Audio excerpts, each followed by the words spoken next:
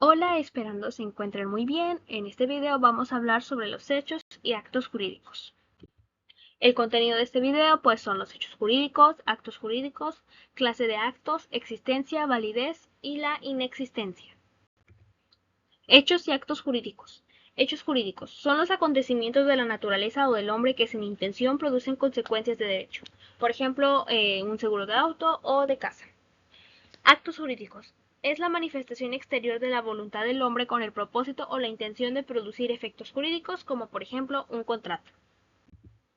Clase de actos jurídicos. Pues tenemos los unilaterales, que son aquellos actos en los que solamente una parte pues está obligada y la otra no. Por ejemplo, la donación.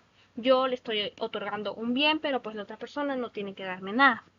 Bilaterales. Son aquellos en los que ambas partes se comprometen, que pueden ser estos acreedores y deudores, por ejemplo, un contrato de compraventa. Onerosos son aquellos en que las partes que intervienen cada una obtienen pues un provecho, un beneficio, que pues por ejemplo el arrendamiento, yo estoy rentando una casa y pues la otra persona puede habitarla mientras que yo obtengo dinero. Gratuitos son aquellos en que solo una de las partes obtiene beneficios, por ejemplo un contrato de comodato. Básicamente el comodato es estar usando un bien sin tener la obligación de pagar por él. Por ejemplo, yo puedo prestarle mi tierra a una persona para que pues siembre en ella y obtenga beneficios, mientras que pues yo la verdad no estoy obteniendo nada. Conmutativos son aquellos en que las prestaciones a entregarse entre las partes obligadas son ciertas y determinadas. Por ejemplo, un contrato de compraventa. Aleatorios. Es la prestación a la que está obligada una de las partes, no está determinada con precisión o puede no llegar a ser real y cierta. Compraventa de esperanza. Consensuales, formales y solemnes. Consensuales son aquellos actos que se perfeccionan con la sola manifestación de la voluntad y no requieren de formalidad alguna.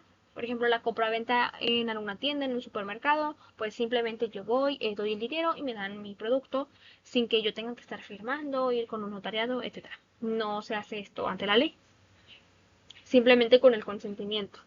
Formales. Son aquellos a los que la ley les impone para su realización el cumplimiento de determinadas formalidades, que aquí ya entra la compraventa de inmuebles, de una casa, tienes que ir con el notariado, de un auto, cambiar el nombre del dueño. Solemnes. Son aquellos que para que tengan existencia jurídica se deben cumplir con rigurosas solemnidades, por ejemplo, el matrimonio.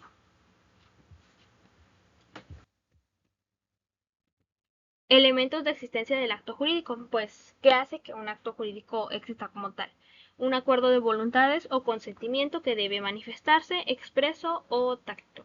O sea, que tú lo estés mencionando de palabra o que lleves algún escrito. Objeto. Lo que se va a vender, que pues debe existir, no puedes vender tú algo imaginario. Debe ser determinado o determinable y debe ser lícito. No puedes vender algo legal, claramente. Elementos de validez del acto jurídico.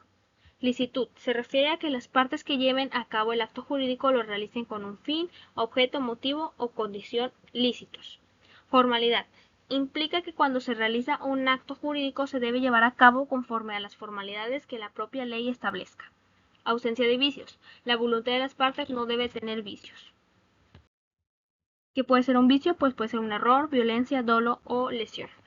Y debe tener capacidad jurídica. Los contratantes, esto implica tener 18 años y no tener alguna incapacidad legal, como por ejemplo, pues básicamente alguna persona discapacitada que carece de sus facultades mentales, etc. Inexistencia. ¿Qué puede hacer que un acto jurídico no exista? Bueno, pues los elementos que tenemos ya vimos, es el consentimiento, objeto, lícito, formalidad, no vicios y capacidad jurídica. Entonces, para que no exista, con que falte uno de estos, no existe. Básicamente como se muestra en este esquema.